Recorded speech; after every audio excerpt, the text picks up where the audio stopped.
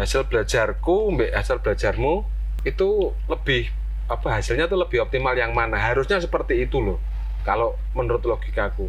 Tapi sekarang kan enggak, yang diambil hasil juaranya siapa? Ewin, berarti Ewin luwih pinter wis ngono tok. Dan itu yang dijadikan patokan, jadinya gengsi bahwa pemenang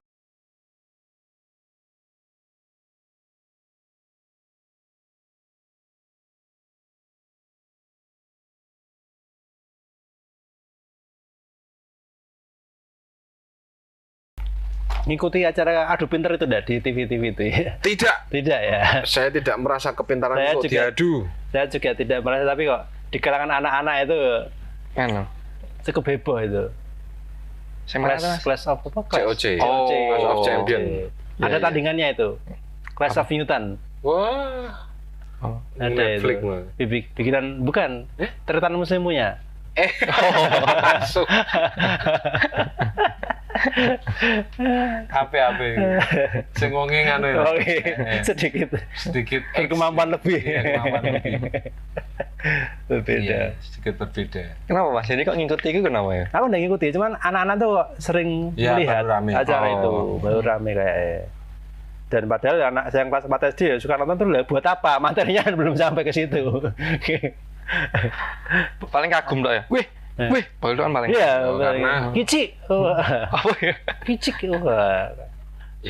Ya, itu cara anak kita sekarang untuk ngomong, wah sangar. Kicik dulu. Kicik kayak kocak dulu. Kocak. Kicik. Anjir matamu. Anjir.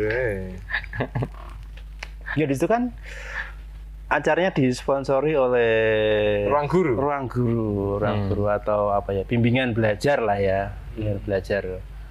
Jadi iya sih ketika anak kita dibimbingkan itu bisa sepintar mereka, itu kan jadi pertanyaan saya gitu loh. Dibimbingan kemana? Ya ke orang guru atau ke bimbel dan sebagainya. Nah, iki lho. Bimbel, saya ngertiku ya, yang saya pahami. Selama saya ikut bimbel itu hanya memberikan shortcut. Karena biasanya bimbel itu punya target, punya goal akhir adalah lulus apa, dapat nilai apa. Misal zaman kita dulu Eptanas ya. Mas Eptanas. Nem. Nilai agent mengemudi ya. Nem. Nem itu apa nem? Nilai Eptanas murni. Eptanas itu bagi yang belum tahu, Eptanas adalah evaluasi belajar tahap akhir nasional. Sekarang apa sekarang? Istilahnya sekarang. Ada kan? UN ujian nasional. UN kan? Ya, seperti itu. Ujian nasional. Nah, biasanya kalau orang-orang ikut bimbel itu ada target yang mau dicapai. Misalnya kalau mau sekolah di SMP A atau SMA B, tiap dihitung nilai rapornya dari kelas 3, 4, 5, dan 6 misalnya, atau kelas 1, 2, 3 itu harus berapa? Rata-rata sekian. Biasanya ada target itu. Nah, itulah kenapa biasanya akan diberikan contoh-contoh soal nanti ujian, soal ujian nasional dan lain-lain. Nah, di situ diajarkan kalau matematika nih, simpelnya itu seperti ini loh. Simpelnya itu seperti ini. Shortcut bagaimana mengerjakan atau menyelesaikan soal itu dengan cepat, tepat dan efisien. Tapi tidak dikasih tahu kenapa bisa seperti itu. Tidak diajarkan bagaimana sih menemukan formula yang agar bisa efisien ini. Jalurnya, ceritanya dari mana? Ceritanya dari mana kok dapat rumus itu? Itu masuknya kalkulus, Mas. Ya kan? Tidak juga. Ya, kebanyakan mungkin pelajaran matematika seperti itu.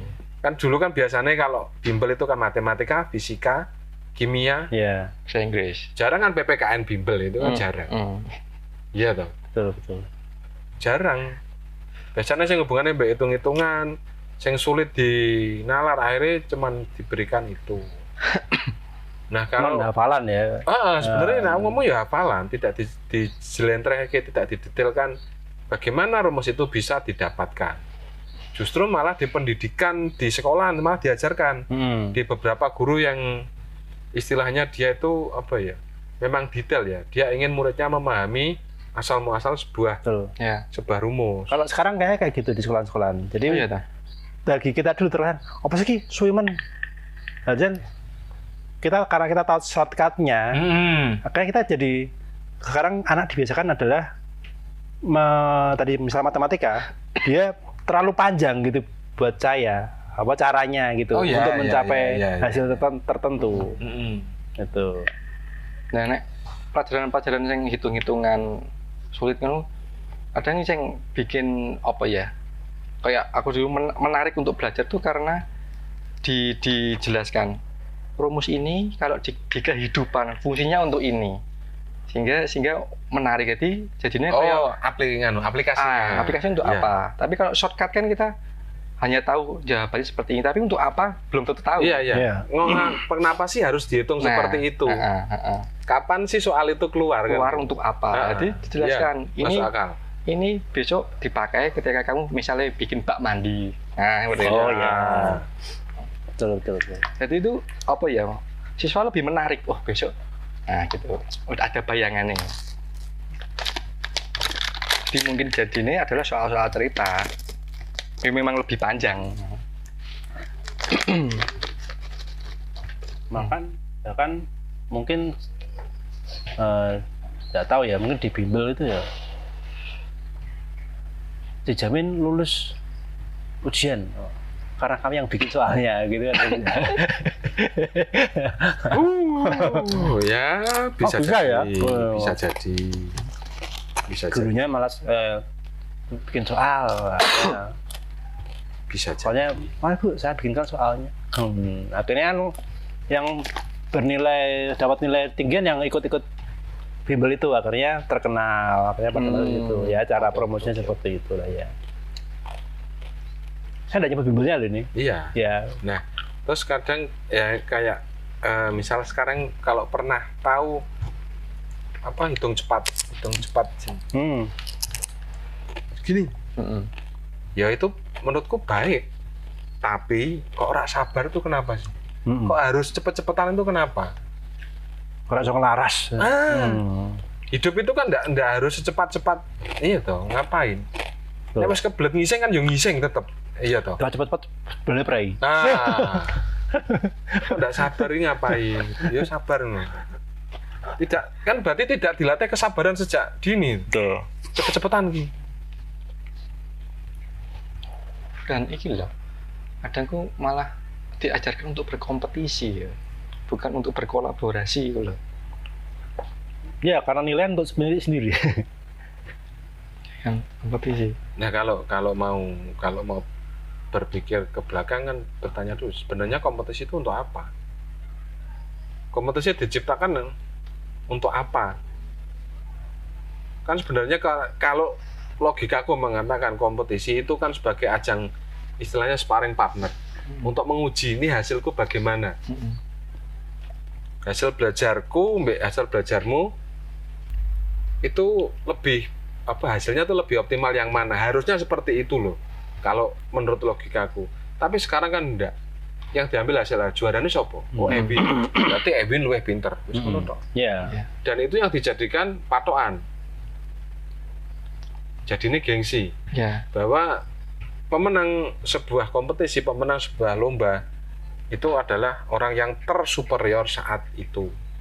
Dan itu kalau di sekolahan akan mengangkat nama sekolah, akan mengangkat nama orang tua, RT setempat, kades, camat, bupati, bahkan mungkin presiden kalau sampai ke tingkat internasional. Kalau di dunia kerja, itu kayaknya pas kenapa mbak ngene iki ora aku bersemangat sini. Ora aku cuma spill tok ngono. Wis kan kene bae. Maksudnya di dunia kerjaan kadang juga melihat IP-nya berapa.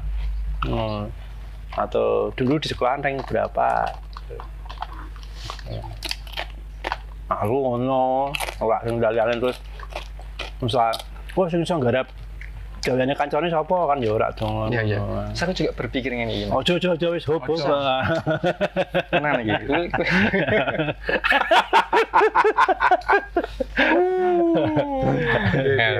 Karena banyak apa ya kata-kata cah itu mbiyen zaman sekolahku PO loh. Tapi saya kok sukses ya. Iya. Nah, aku berpikir ngene, apa jangan-janganku dia sebetulnya pada zaman sekolah itu bukan PO, tapi memang sistemnya membuat dia terlihat PO. Jadi kemampuannya tidak keluar.